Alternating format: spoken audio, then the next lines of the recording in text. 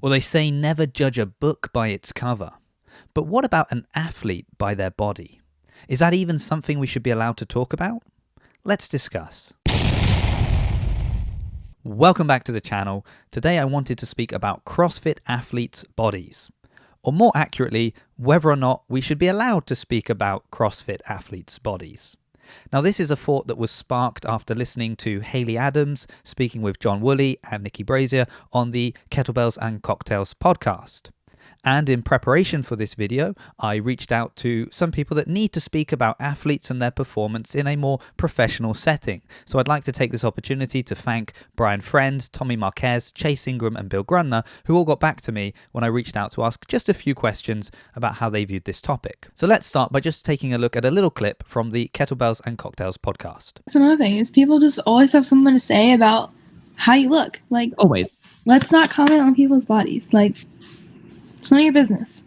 None your business. How much is that happening for you still? Are you still getting a lot of that if people still commenting?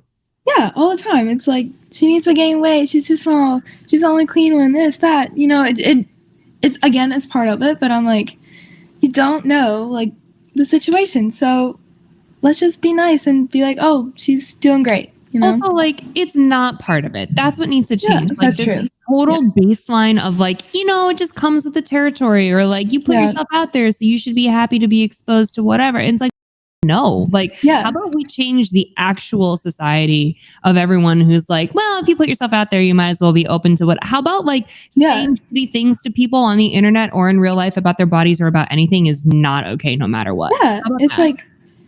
So the first thing I would say is that Haley Adams is a young woman that for years has had to listen to people talk about the way she looks. And it is understandable that that could be frustrating. But I also think it's worth noting Nikki's comments, because she said we shouldn't speak about the way somebody looks no matter what. And that got me thinking, is that really the case? Is there a time when it is acceptable or a reason why we would speak about an athlete's body? And if so, is there a line? Is there a certain line that we don't want to cross? We can speak about certain things, but we go a step too far and it leads to problems. And that's a discussion that I wanted to have today. And before I go any further, I guess I should explain why I think this is worthy of deeper discussion. And it's because we cannot control what anybody says or what they think. We know that. But we can control the way we react.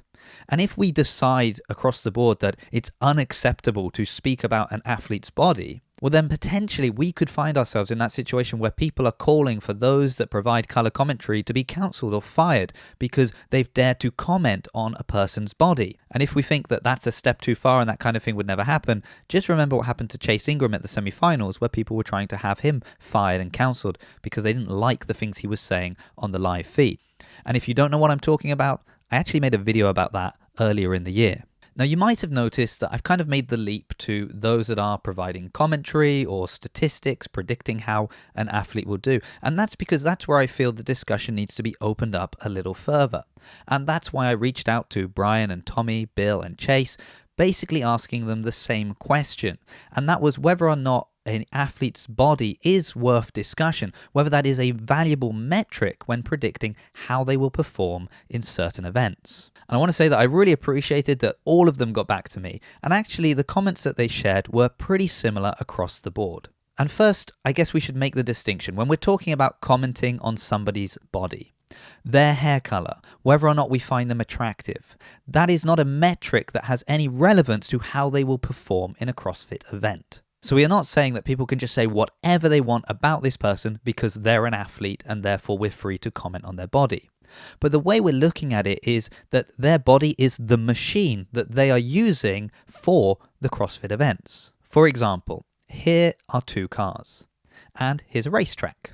Now, if you had to pick one of these cars to win the race, which car are you going to choose? Well, you're probably going to pick the Formula One car. But what if we change the track? Well, now which car are you going to choose? Well, in this situation, the Jeep is going to fare better.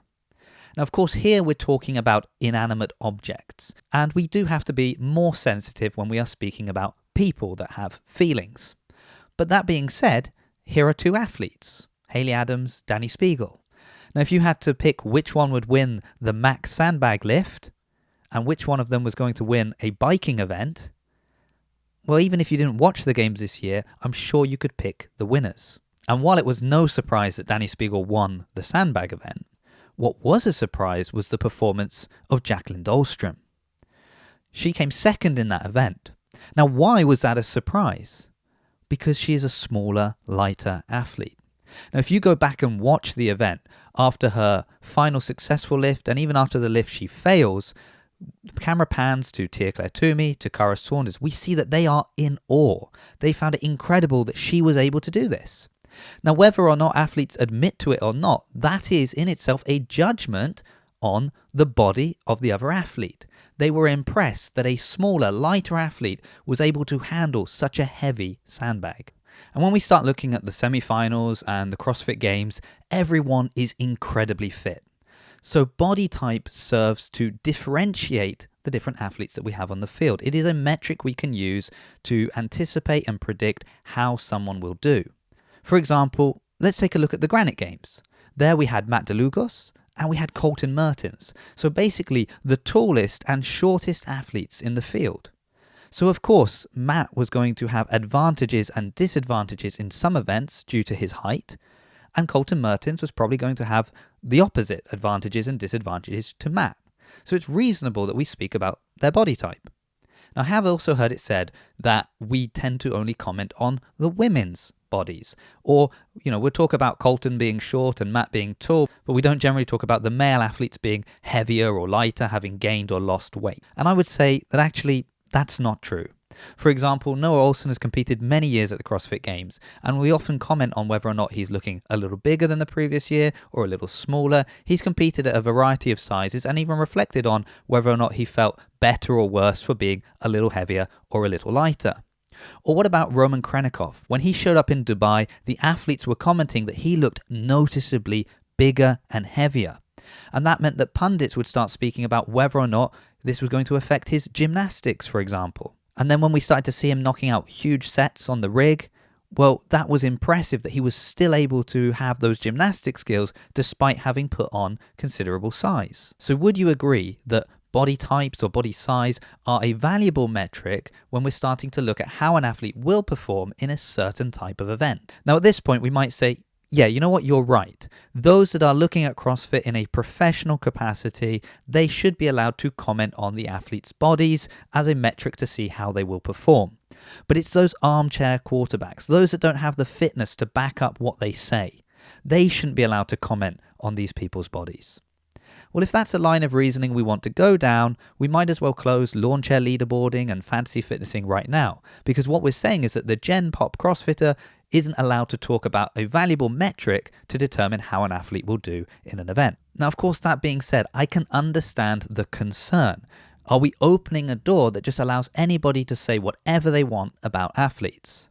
Now, that being said, I can understand the concern. We could be worried that we are opening a door that allows people to just say whatever they want about athletes. But if we're being honest, that door is already open. We see incredibly aggressive comments about athletes and how they look all the time. Or for example, when we start talking about drug use within CrossFit, for some reason Vicky Caruso's name always comes up. Just because of the way she looks. She actually put out a really interesting reel on the topic recently as well. So we might not like it, but it is a reality. And in a perfect world, that would change. But in the meantime, it's important that we can identify the reason or the motive behind somebody commenting on an athlete's body. Because going back to Hayley Adams, the comments that she wasn't liking to hear were people saying that she needed to gain a little bit of weight. But what was the reason? They weren't saying she'd be more attractive if she gained weight. The idea was if she put on a bit more mass, she'd be able to lift a heavier barbell, and that would help her out in the strength events at the CrossFit Games and give her a better shot at the podium. And again, I can understand that hearing that year after year could be frustrating and irritating. And yes, people don't know what she's doing in her training if she is indeed trying to put on size. But that doesn't necessarily mean that those comments are inappropriate if the motive behind them is purely talking about performance at the CrossFit Games. So can we talk about athletes' bodies? Is it mean and insensitive to do so? Or is it a valuable metric for predicting performance? Let me know what you think in the comments. In the meantime, thank you so much for watching. Please like the video, share it around, and subscribe to the channel if you haven't already, and I look forward to seeing you in a future video.